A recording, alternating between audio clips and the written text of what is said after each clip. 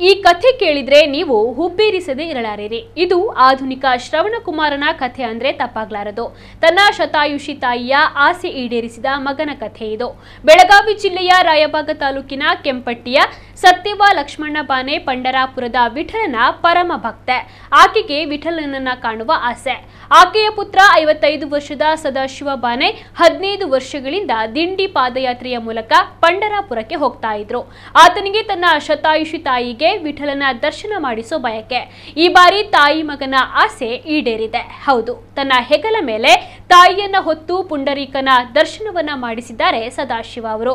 ಭಾರಿ ಮಳೆಯನ್ನು ಲೆಕ್ಕಿಸದೆ ಸತತ 9 ದಿನ ಪಂಡರಾಪುರ ದಿಂಡಿ ಪಾದಯಾತ್ರೆಯ ಮೂಲಕ ತಾಯಿಯ ಆಸೆಯನ್ನ ಈಡೇರಿಸಿದ್ದಾರೆ. ತಾಯಿಯನ್ನ ಹೆಗಲ ಮೇಲೆ ಹೊತ್ತು 220 ಕಿಲೋಮೀಟರ್ ದೂರದ ಪಂಡರಾಪುರಕ್ಕೆ ಹೋಗಿ ವಿಠಲನ ದರ್ಶನವನ್ನ ಮಾಡಿಸಿದ್ದಾರೆ. ಸದ್ಯ ಮಗನ ಈ ಮಹತ್ ಕಾರ್ಯ ಮೆಚ್ಚುಗೆಗೆ ಪಾತ್ರವಾಗಿದೆ.